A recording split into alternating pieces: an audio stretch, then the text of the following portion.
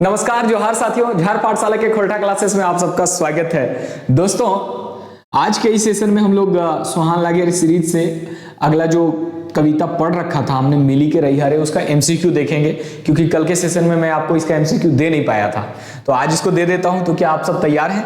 अगर आप सब तैयार हैं तो एक बार थम्स अप हो जाए। और चूंकि सवालों को देखना जरूरी है, पता ही नहीं चलता कि सवाल कैसे पूछे जाएंगे, और जब ये आइडिया लग जाता है कि अच्छा ऐसे ऐसे सवाल रहेंगे तो पढ़ने में भी मजा आता है, और फिर आप बहुत ध्यान से भी पढ़ते हो। दो बातें हो जाती हैं, एक तो आपको समझ आ जाता है कि कहां से क्या पूछेगा, और दूसरी बात जब आपको समझ में आ जाता है तो आप चीजों को बहुत गौर से देखते हो, आपका देखने का जो तरीका होता है वो थोड़ा बदल जाता है। और मैं यही चाहता हूं कि आप उसी नजर से पढ़ो कि जिस नजर से सवाल सेट करने वाला सवाल सेट करेगा। पूरा कोशिश कर रहा हूं कि हर सवाल को मैं आप तक पहुंचा दूं, और जहां कहीं भी आपको लग रहा होगा कि नहीं यहाँ पे और सवाल बन सकते थे, तो टेंशन मत लीजिएगा। ऐसा नहीं है कि मास्टर मर गया है, मास्टर जिंदा है। जहां कहीं भी लगेगा कि और सवाल बन सकते हैं, अच्छे सवाल बन सकते हैं, तो खोद खोद करके उसको निकालेंगे, और हर एक सवाल को मैं आप लोगों तक पहुंचाने का काम करूंगा। दोस्तों, आज के सेशन में हम लोग मिली के रैयारे का एमसीक्यू देख रहे थे। इसके पहले एक चीज मैं आपको बतलाऊं कि माफ करना इस संसार में सबसे अच्छी आदत है। जैसे बहुत सारी आदतें हैं जो अच्छी की श्रेणी में आती है, मगर एक आदत है जिसको हम लोग माफ करना कहते हैं, है ना। माफ अगर आप करने लग जाओ तो ये दुनिया आपको बहुत प्यारी लगने लग जाएगी, और अगर आप गुस्सा करने लग जाओ तो ये दुनिया आपको महा बेकार लगने लग जाएगा। तो आपके ऊपर है कि आपको करना क्या है। और माफ करना किसको? जिससे आप नफरत करते हैं, जिस पे आपको गुस्सा आता है। किस लिए गुस्सा करना? कोई मतलब नहीं है गुस्सा करने का। हाँ, गुस्सा तो आएगा ही, क्योंकि ये मानवीय प्रवृत्ति है, मगर उस पर अपनी बुद्धि से कंट्रोल किया करो और माफ कर दिया करो। अगर पूरे भारत में समझो, या फिर पूरी दुनिया में लोग माफ करना सीख जाएं, तो झगड़ा ही नहीं होगा, कभी झगड़ा नहीं होगा, और सब लोग शांति से रहेंगे, मिलजुल करके रहेंगे। एक बार बुद्ध के पास एक आदमी आता है और बुद्ध को खूब गालियां देता है ना। तो गालियां देने के पश्चात जब गाली देते देते वो थक जाता है, तो बुद्ध के एक शिष्य रहते हैं, उनको पूछते कि बुद्ध जी, आपको यह सामने से आकर के गाली दे रहा है और भली बुरी बातें कह रहा है, और आप हैं कि इसको कुछ भी जवाब नहीं दे रहे। तो बुद्ध ने कहा कि कौन गाली दे रहा है बताओ। तो बोले ये आदमी जो सामने में खड़ा है। बोला कौन आदमी? तो बोले ये जो खड़ा है, अभी तो आपको गाली दे रहा था। हम बोलते खड़ा तो है, पर गाली कहां दे रहा था? मैंने तो एक भी गाली नहीं सुना। तो वो शिष्य बोलता है एक भी गाली नहीं सुने? इतना गाली, घंटों से गाली दे रहा, सब लोग सुना, आप ही नहीं सुने? तो वहां पे बुद्ध समझाते हैं, बोलते हैं देखो, ये हमारे ऊपर निर्भर करता है कि चीजों को किस तरीके से लेना है। अच्छी चीजों को भी लोग गलत तरीके से ले लेते हैं, और गलत चीजों को भी हम नजरअंदाज कर सकते हैं, है ना, नहीं कर सकते। तो वहां पे बुद्ध सिखाते हैं कि जो चीजें आपको ठीक नहीं लगती उसको नजरअंदाज करना सीखो, और नजरअंदाज कर दोगे तो उसका आपके ऊपर बुरा असर पड़ेगा ही नहीं। एकदम शांत रहो, कोई दिक्कत नहीं है। तो ये आदत हमें भी अपनाना चाहिए, और जो लोग गलती करें उनको माफ भी कर देना चाहिए। इससे क्या होगा? इससे दुनिया में बैर भाव कम बढ़ेंगे, है ना। कोई किसी से नफरत नहीं करेगा, सब जगह प्रेम ही प्रेम और शांति ही शांति होगा। तो इसी भाव के साथ हम लोग आज के सेशन को शुरू करते हैं। मिली के रैयारे का जो गीतकार परिचय है, ये मैं आप लोगों को ऑलरेडी बता चुका हूं। फिरंगी विश्वकर्मा इनके पिताजी हैं, ये भेंडरा बोकारो के रहने वाले हैं। दोस्तों, आप लोग एक और रचनाकार है जिनको हम लोग खोरठा कोकिल के नाम से जानते हैं। कमेंट करके बताओ कि खोरठा कोकिल के नाम से किनको जानते हैं, और ये जो खोरठा कोकिल है ये भी कहां के रहवैया हैं, आप लोग बताओ कमेंट करके, जो लोग जान रहे हैं, ठीक है। अब ये सब मैं फिर से कहूंगा नहीं। देखो, सबसे पहला सवाल आपके स्क्रीन पे है कि मिली के रैयारे गीत कौन गीतकार के रचना लागे। तो ये तो आसान सा सवाल बन गया। बोलोगे कि सर ऐसे सवाल क्यों दे देते हैं? तो देखो, ऐसे सवाल अभी आपको आसान लग रहे हैं, हो सकता है पढ़ते पढ़ते आप बाद में कंफ्यूज हो जाओ, पता ना चले कि कौन गीतकार, मतलब कौन से गीत का कौन गीतकार है। हालांकि मैंने आप लोगों को ट्रिक बता करके रखा है, इसलिए गीत में तो गड़बड़ होना ही नहीं चाहिए। तो गीतकार को लेकर के मैंने आपको ट्रिक बता करके मिली के रैयारे ये किसका लिखा हुआ है? तो प्रदीप कुमार दीपक जी का, है ना। दीप से दीप जलाते हैं ना हम लोग, तो प्रदीप कुमार दीपक जी का लिखा हुआ गीत है मिली के रैयारे। यहां तो आपके लिए आसान है, मगर एग्जाम में गड़बड़ी मत कर देना। बोने पाकले सैया कोर किनका लिखा हुआ है? दिनेश दिनमणि जी का लिखा हुआ है। किसका लिखा हुआ है? दिनेश दिनमणि जी का लिखा हुआ है। सुकुमार जी का लिखा हुआ गीत कौन सा है, ये आप लोग कमेंट करके बताओ, मैं आपको बताने नहीं जा रहा, ठीक है। और अंबुज कुमार जी के बारे में भी आप लोग ऑलरेडी पढ़ चुके हैं। तो चलो, दिनेश दिनमणि जी के गीत के बारे में आप लोग कमेंट करना, और बाकी इनके बारे में भी अगर जान रहे हो तो कमेंट करना, और जान तो रहे ही होंगे, है ना। चलो, अगला है कि प्रदीप कुमार दीपक, चलो बता ही देता हूं मैं चलो देख लो एक बार फिर से रिवीजन कर देते हैं। मिली के रैया रे गीत के गीतकार कौन है? प्रदीप कुमार दीपक जी। दीपक इनका उपनाम है। दिनेश दिनमणि का लिखा हुआ गीत कौन सा है? तो बोने पाकल है सैया कोयर। इसके अलावा अंबुज जी का लिखा हुआ गीत कौन सा है? हमार भारत महान रे। सुकुमार जी का लिखा हुआ गीत कौन सा है? तो मांदर बाजे रे बांसी बाजे रे। सबका मैंने ट्रिक बता करके रखा है, जिन लोग नहीं जान रहे हैं जाकर के चेक कर लीजिएगा। मिली के रैया रे कौन सी पुस्तक में प्रकाशित हुआ है? तो सोहान लागे रे पुस्तक में। अगला, प्रदीप कुमार दीपक जी कौन ठावे के रहवैया हथिन। अब यह बताया जा रहा है कि प्रदीप कुमार दीपक जी जो है वो कहां के रहने वाले हैं। तो देखो अभी मैंने आपसे एक सवाल और पूछा था कि भेंडरा बोकारो के रहने वाले कौन है। देखो प्रदीप कुमार दीपक जी कहां के रहने वाले हैं? भेंडरा बोकारो के। और आपको मैंने कहा कि खोरठा कोकिल के नाम से हम लोग किसको जानते हैं? सुकुमार जी का। यह सवाल आपके एग्जाम में आएगा और देखना जैसे ही आएगा वैसे आप लोगों को मेरी भी याद आ जाएगी। खोरठा कोकिल के नाम से हम लोग किसको जानते हैं? सुकुमार जी को जानते हैं। डा नाटक के रचवैया यही है सुकुमार जी, गीतकार हमारे सुकुमार जी, नाटककार सुकुमार जी। और सुकुमार जी जो है ये भी कहां के रहने वाले हैं? तो भेंडरा बोकारो के रहने वाले हैं। कहां के रहने वाले हैं? भेंडरा बोकारो के रहने वाले हैं। अगला, गांगजोरी बोकारो के रहने वाले कौन है? कमेंट करो, गांगजोरी बोकारो के रहने वाले कौन है? हमारे मास्टर साहब संतोष महतो जी। बैदमारा बोकारो के रहने वाले कौन है? तो बैदमारा बोकारो के रहने वाले कौन है? बताओ, हमारे शिवनाथ प्रमाणिक जी। इसके अलावा खैरा चातर बोकारो के रहने वाले कौन है? ये आप लोग कमेंट करके बताओ। चलो इसको छोड़ देते हैं। अगला सवाल देखो, मिली के रैया रे गीते गीतकार केकरा मिली के रहे बात कही थी। मैं सब बतला चुका हूं जो भी मैं आपको पूछ रहा हूं। ये कोई नहीं कहेगा कि सर आपने तो ये बताया ही नहीं था, तो पूछ क्यों रहे हैं? ऊपर से जा रहा है, कोई ऊपर नहीं, सब बता चुका हूं मैं। अब यहां पे देखो कह रहा है कि मिली के रैया रे गीतकार केकरा मिली के रहे बात कहे हथिन। मिलजुल करके रहने के लिए बात तो कह रहे हैं, मगर किसको मिलजुल करके रहने के लिए कह रहे हैं? ऑप्शन कहता है कि झारखंडी लोगों को, भारतवासियों को, या दुनिया में सबको, या एक में कोई नहीं। देखो हमारी एक वसुधैव कुटुंबकम का आदर्श है कि नहीं हमारे भारत देश का, यानी कि पूरे जगत को हम लोग अपना एक परिवार मानते कि नहीं? और एक परिवार के लोग कैसे मिलजुल करके रहते हैं, तो ये हमारे भारत का आदर्श है। वसुधैव कुटुंबकम की नीति पर हम लोग चलने वाले लोग हैं, आदर्श पे चलने वाले लोग हैं। और यहाँ पे बात जो गीतकार कर रहे हैं वो किसके बारे में बात कर रहे हैं? तो भारतीय सब के बारे में बात कर रहे हैं। कह रहे कि मिली के रैया रे भारतवासी मिली के रैया रे, है ना, सुख दुखे संगे कांधे से कांधा जोड़ी, सुख दुखे सैया रे, भारतवासी मिली के रैया रे। तो यहाँ पे आगे बढ़ते हैं। अगला है मिली के रैया रे कैसन रचना है। अब इस रचना के बारे में बताओ। तो मैंने आपको बतला रखा है कि शिष्ट गीत किसको कहते हैं और लोक गीत किसको कहते हैं। ये तो कविता है नहीं, आप लोग जानते हैं, और साथ ही साथ ये लोक गीत भी नहीं है। लोक गीतों के बारे में आपको बता दें दोस्तों कि खोरठांचल में लोक गीत को गीत नाम से जाना जाता है। किस नाम से जाना जाता है? गीत नाम से जाना जाता है। और लोक गीत के जो रचनाकार होते हैं उनके बारे में हमें जानकारी नहीं होती। तो लोक गीतों के जो रचनाकार हैं उनके बारे में नहीं जानते हैं। और लोक गीतों पे किसका कॉपीराइट होता है? तो लोक समाज का, यानी कि पूरे समाज का कॉपीराइट होता है। इसका लोक गीतों का रचना काल भी हमें पता नहीं होता। और इस सब के उलट दो, जो इसका उल्टा होगा वो शिष्ट गीत होगा। तो रचना काल हमें पता होगा, शिष्ट गीत का रचनाकार भी पता होगा, और ये समाज की संपत्ति ना होकर के इसके उलट क्या होगी? ये व्यक्तिगत संपत्ति होगी। किसकी होगी? व्यक्तिगत संपत्ति होगी, रचनाकार की संपत्ति होगी। इस पे रचनाकार का क्या रहेगा? कॉपीराइट रहेगा। तो जिस पे कॉपीराइट रहेगा, जिसपे जो व्यक्तिगत रचना होगी, कोई रचनाएं मिल करके भी की जाती हैं, तो वहां पे जो लोग मिल करके कर रहे हैं उनका कॉपीराइट होता है। रचना काल आपको शिष्ट गीत में पता रहेगा, रचनाकार भी पता रहेगा, लेकिन यही सब चीजें आपको लोकगीत में नहीं पता रहेगा। तो यहां पे बात क्या जा रहा है? मिली के रैया रे कैसन रचना हके। तो मिली के रैया रे जो है ये आपका शिष्ट गीत है। क्या है? शिष्ट गीत है, याद रखना, शिष्ट गीत है। चलो अगला सवाल देखो।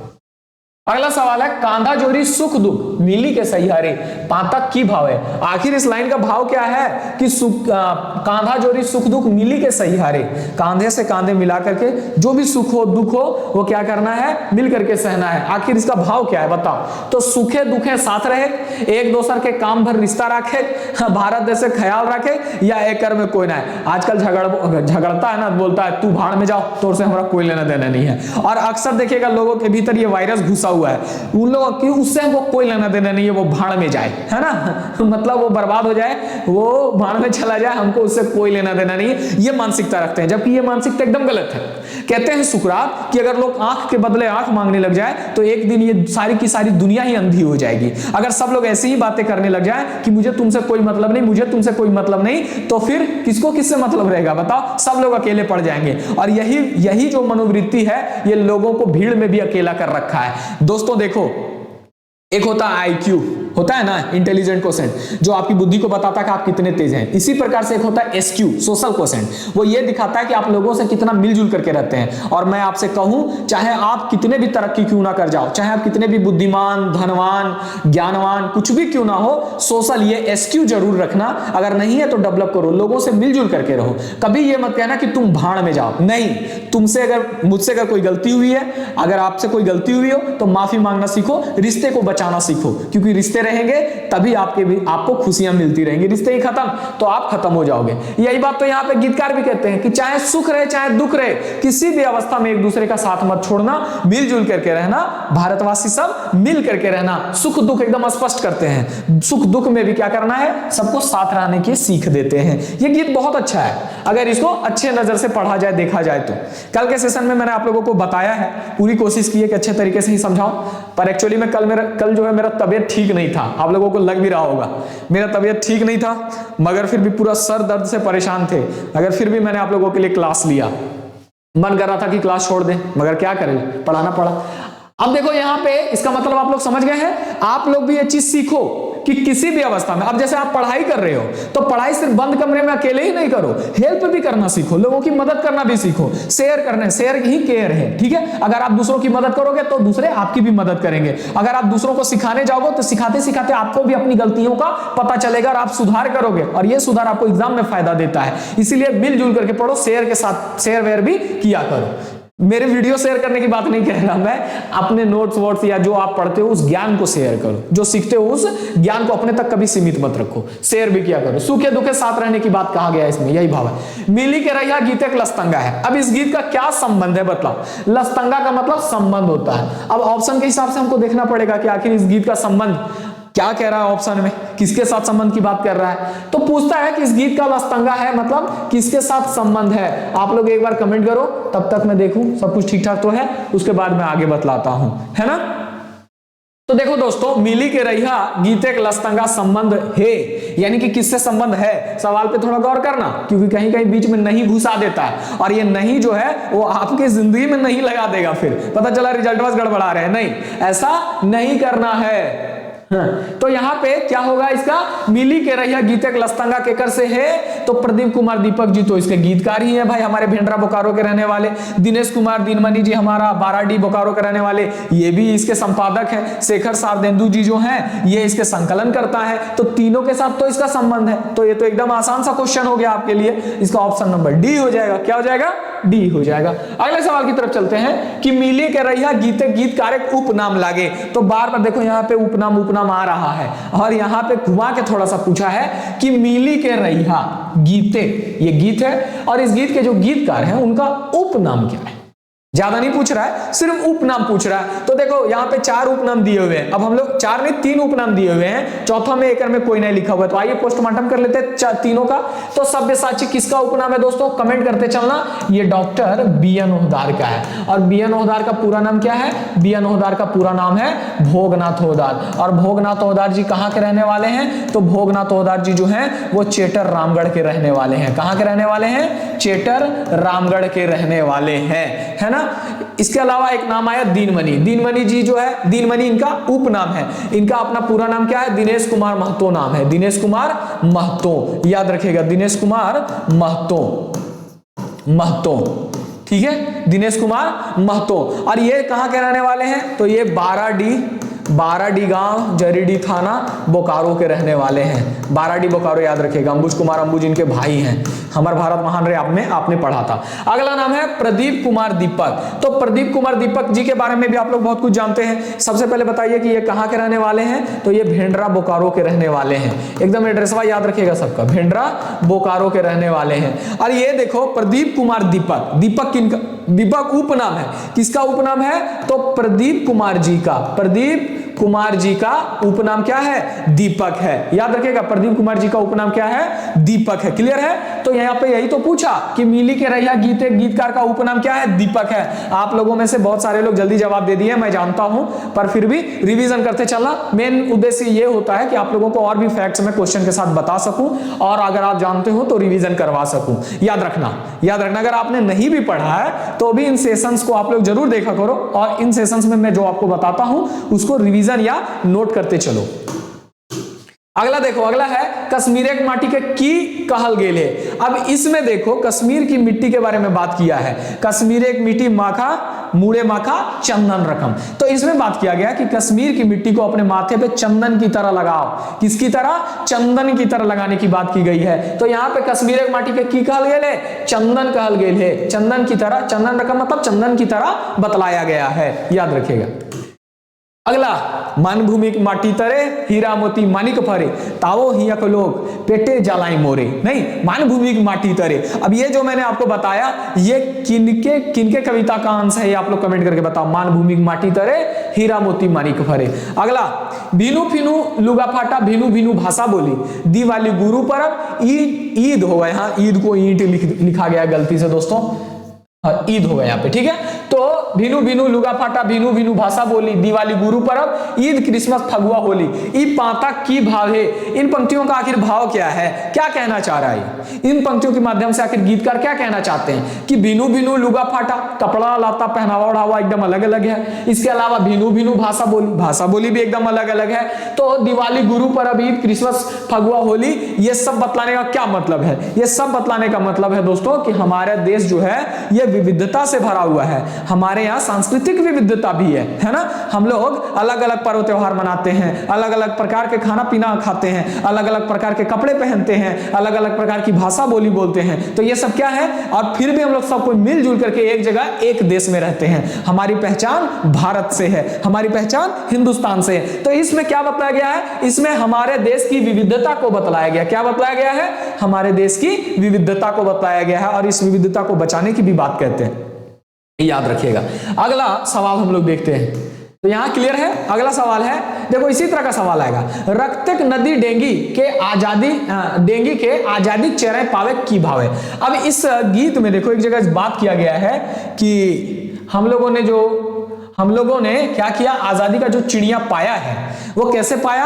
वो हम लोगों ने पाया है रक्तक मतलब खून की नदी को डेंगी के मतलब पार करके। डेंगी के मतलब क्या होता है? पार करके। तो हम लोगों ने जो आजादी पाया है ये आजादी हमें सहज ही नहीं मिली, ये आजादी हमें कैसे मिली है? तो खून की नदी को पार करके। अब खून की नदी को पार करना क्या सचमुच की कोई खून की नदी होगी और उसको पार किया लोगों ने? तो ऐसा बिल्कुल नहीं है। इसका मतलब इसका एक भाव है, और भाव क्या है कि दुनिया बलिदान से हक लियक नहीं, बलिदान और संघर्ष से आजादी पावे। याद रखना इसका भाव क्या है? खून की नदी पार करने का मतलब है कि बलिदान और संघर्ष के द्वारा हम लोगों को आजादी प्राप्त हुई है। ये आजादी यूं ही मुफ्त में नहीं मिली, इसके लिए बहुतों को अपना बलिदान देना पड़ा, खूब संघर्ष करना पड़ा, अंग्रेजों के साथ लड़ाइयां लड़नी पड़ी, है ना। तब जाकर के हम लोगों को क्या हुआ? आजादी मिला है। अंग्रेजों से लड़ाई लड़े ज्यादा हमने के सबसे ज्यादा परेशानी अपन आदमियन के समझावे में हुआ कि रे हमने के गुलाम बना लिया है, चलो अंग्रेजों ने हम लोग को गुलाम बनाया, इन लोगों को मार के भगाएंगे। और इनके बुझे पे नहीं करता था कि हम गुलाम भी हैं, लगता था कि अंग्रेजों भी भारतीय है, ऐसा समझता था। लेकिन उन लोग जब मारता पीटता था तब बोलती दर्द होला पर बोलती कि अपनी नेता मारता क्या है। तब जो होशियार लोग थे समझाते थे, कहते रहे बेवकूफ इन लोग गुलाम बना लिया हम लोग को, इसीलिए हम लोग को मारता है, हम लोग को लूटने के लिए हम लोग को दबा के रखता है ताकि लूटने में दिक्कत ना हो, समझा ना। ये बतिया समझाने में ढेर साल लग गया, और जब सब लोग समझा तब अंग्रेजों को छोड़ करके जाना पड़ा। पहले समझ आता तो पहले छोड़ करके जाना पड़ता।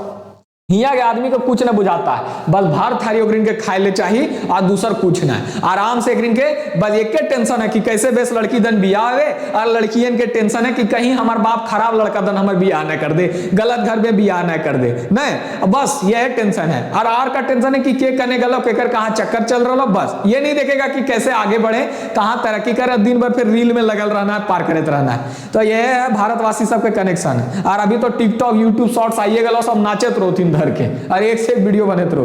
खैर छोड़िए, अपनी तरक्की और देश की तरक्की पे भी नजर आपको रखना है। तो यहाँ हम लोगों को जो आजादी मिली है वो नाचने गाने के लिए खाली नहीं मिली है, देश को आगे बढ़ाने के लिए भी मिला है और देश के लिए कुछ करने के लिए भी मिला है, समझे ना। और आजादी के लिए बहुतों को अपना बलिदान देना पड़ा और खूब संघर्ष करना पड़ा, तब आजादी मिली है। अब बताइए दिए कि कितना परेशानी हुआ आजादी लेने में। अगला देखो सवाल है कि कते फूलो फूले शोभो है बगिया रे हिया बगिया प्रतीक लागे। अब ये भी बता चुके हैं, यहां पे कहा जा रहा है कि कते फूले शोभो है बगिया रे हिया बगिया प्रतीक लागे। अब बगिया किसका प्रतीक है? कत्ते फूले, कितने फूलों से, कितने फूलों से। तो फूल भी यहां पे प्रतीक के रूप में इस्तेमाल किया गया, याद रखिएगा। फूल भी प्रतीक है और बगिया भी प्रतीक है, ये दोनों प्रतीक है। मगर सवाल सिर्फ बगिया से पूछा जा रहा है कि बगिया किसका प्रतीक है। तो बगिया जो है वो प्रतीक है दोस्तों भारत का। भारतवासी मत कर दीजिएगा, किसका प्रतीक है? भारत का प्रतीक है। और फूल जो है वो किसका प्रतीक है? तो ये भारतवासियों का प्रतीक हो जाएगा। जो फूल है ये भिन्न भिन्न भारतवासियों से, यानी कि भारत के भिन्न भिन्न जो लोग हैं, अलग अलग जाति के लोग, धर्म के लोग, अलग अलग भाषा के लोग, संस्कृति के लोग, है ना, इन लोगों, यही लोगों को तो फूल कह रहे हैं गीतकार। और इन्हीं लोगों के मिलने से तो हमारा भारत शोभता है, यानी कि भारत रूपी बगिया जो है वो शोभती है। ठीक है, तो इसमें बगिया किसका प्रतीक है? भारत का। फूल किसका प्रतीक है? भारतवासियों का। अगला ये सवाल पूछ सकता है, याद रखिएगा, कहीं ना कहीं हो सकता है कि आपके एग्जाम में ये सवाल आ जाए। अगला देखो, देश के रियांगने शोभे परदेसे के टोना टोना ई पातक की भाव है। इसको पढ़ो आप लोग, इसको पढ़ो, पूरा बोर्ड भर गया, साइड हो जाते हैं। चलिए जल्दी जल्दी पढ़िए आप लोग, किसी को तो कोई दिक्कत यहां पे नहीं है। देश का रियांगने शोभे परदेसे के टोना टोना। परदेसे टोना टोना, परदेश मतलब समझ रहे ना, प्रदेश मतलब जो रीजनल एरिया है ना आपका क्षेत्र, जैसे अपना स्टेट हो गया झारखंड, यूपी, बिहार, ये सब हो गया, उसके लिए प्रदेश शब्द का इस्तेमाल किया गया है। तो देश के आंगने शोभे, तो देश रूपी आंगन में प्रदेश का टोना टोना, यानी कि पूरे देश में हर स्टेट जो है वो क्या है, सब स्टेट मिलकर के पूरा देश का आंगन शोभता है, देश रूपी आंगन शोभता है। तो इसका भाव है, भाव क्या है कि भारत राज्य एक संघ लागे। अब भारत जो है यूनियन ऑफ स्टेट है और सब राज्य के मिलाकर के सुंदर भारत देश बनता है, यह इसका भाव है। ठीक है, कि सभी राज्यों को मिलाने के बाद हमारा एक सुंदर भारत देश बनता है और भारत जो है वो राज्यों का संघ है, इसका यही भाव है, याद रखिएगा, इसका यही भाव। आंसर क्या हो जाएगा? इसका आंसर ए हो जाएगा, ए। अगले सवाल की तरफ चलें। रोजी रोटी खातिर माइड लिहा कोनो कोना ई पातक की भाव है। अब इसको भी जरा से एक बार पढ़ो, ऑप्शन एकदम लंबा चौड़ा है वो आपको मिलेगा, फिर से हमको साइड होना पड़ेगा, कोई बात नहीं, साइड हो जाते हैं। यहां कह रहा है कि रोजी रोटी खातिर माइड लिहा कोनो कोना, कोई भी कोना अपना एक ले लेना, वहां बस जाना, ठीक है, जगह अपना वहां पे बना लेना। तो रोजी रोटी के लिए, किस लिए बोलते हैं कोनो कोना मार लेने के लिए? तो रोजी रोटी के लिए। अगर आपको रोजगार करना है तो आप पूरे देश में कहीं भी किसी भी जगह पे जा सकते हो, कोई रोक टोक नहीं है। क्यों? क्योंकि ये हमारा संवैधानिक अधिकार है, ये अधिकार हमें संविधान से मिला है। ये बात इस गीत में जो गीतकार है समझाने का प्रयास कर रहे हैं कि रोजी रोटी के लिए टेंशन लेने की जरूरत नहीं है, पूरे देश में कहीं भी जाओ, किसी भी कोने में जाओ। और देखते हैं जो क्षेत्रवाद की लड़ाई होती है वो यहीं से पैदा होती है। बाहरी जब आता है और आए के बाद पूरे जब हड़प जाता है, तब जो वहां के मूल लोग होते हैं वो झगड़ने लग जाते हैं, बोलते हैं ना हम इनके संस्कृति चौपट हो रहा है, हम लोगों का हक मारा जा रहा है। अभी हम लोग झारखंड में जो लड़ाई लड़ रहे हैं इसी बात के लिए तो लड़ रहे हैं, नहीं कि लोग रोजगार करने के लिए आया और यहाँ आए इनके हमने नहीं लूट ललथिन सब कोयला उला सब, मतलब जो हमारा फैक्ट्रीज है उसमें देखो सब बाहरी लोग आकर के अपना कब्जा जमा गया। अब यहाँ वाले मुंह ताकते हैं, सब गरीब पे गरीब रह गया, हमने इनके खजाना उजाना सब लूटा गया। क्या कीजिएगा? यहाँ के लोग जब तक शिक्षित समझदार नहीं होंगे तब तक कुछ नहीं हो सकता। रोजी रोटी खातिर मार लिया कोनो कोना ई पातक की भाव है। ई पातक भाव है कि ईटा हमनिक मौलिक अधिकार लागे जे रोजी रोटी खातिर कोनो बेके देशे कहूं भी रह सके। ये हमारा मौलिक अधिकार है कि रोजी रोटी के लिए देश का कोई भी व्यक्ति कहीं भी रह सकता है। यानी कि गीतकार भी यही बात करें कि आप रोजी रोटी के लिए देश में कहीं भी जा सकते हैं। अगर पूरे भाव में उतरोगे तो यही बात है कि हमारा मौलिक अधिकार है, ये अधिकार हम लोग से कोई नहीं छीन सकता, कोई नहीं छीन सकता। अगला सवाल लागे 14वां नंबर के सवाल। ई सवाले की लिखल गेल है? सवाले लिखल गेल है कि एक माई कोरा बुझे की भाव है। अब एकर में लिखल है रोजी रोटी खातिर माइल नहीं है जैसे कोनो कोना। अब एके माई के तो कोरा बुझे रे। अब यहाँ एक के माई के कोरा बुझे के की माने है? की माने एक के माई के कोरा बुझे?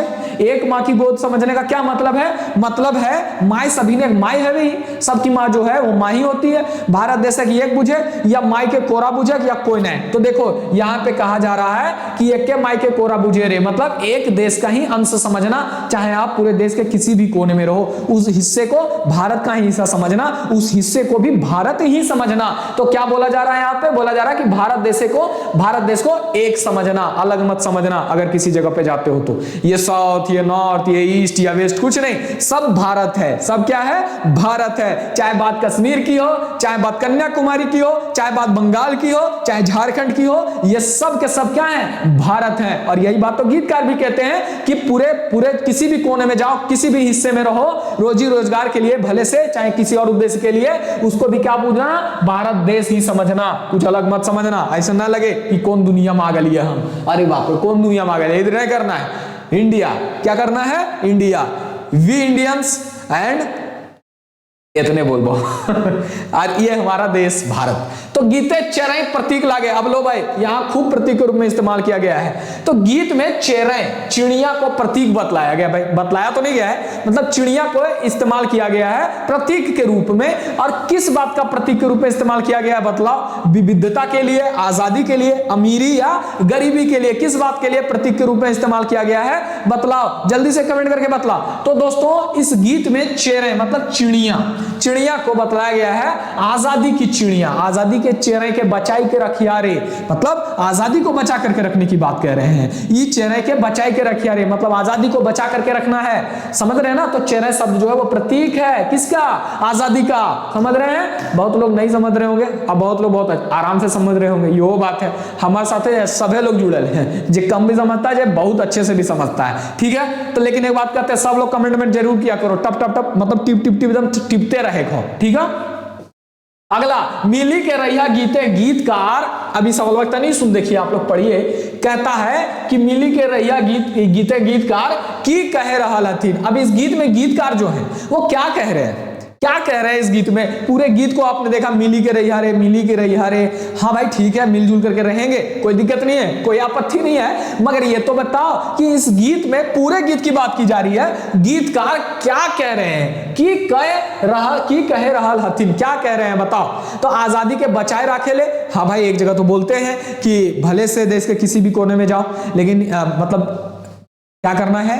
पूरे उसको अपना एक भारत ही समझना है। और क्या कहते हैं कि भाई धर्म और जाति के नाम पे लड़ना झगड़ना नहीं है। आजादी रूपी चिड़िया को हम लोग, आजादी जो मिली है वो बहुत संघर्ष और बलिदान से मिली है, इसको बचा करके रखना है। आजादी को बचा करके रखने कहते हैं, सुख दुख में मिलजुल करके रहने कहते हैं। कहते हैं कि देखो भारतवासी सब भारतीयों मिलजुल करके रहो, चाहे सुख हो चाहे दुख हो, सुख में दुख में मिलजुल करके रहना है।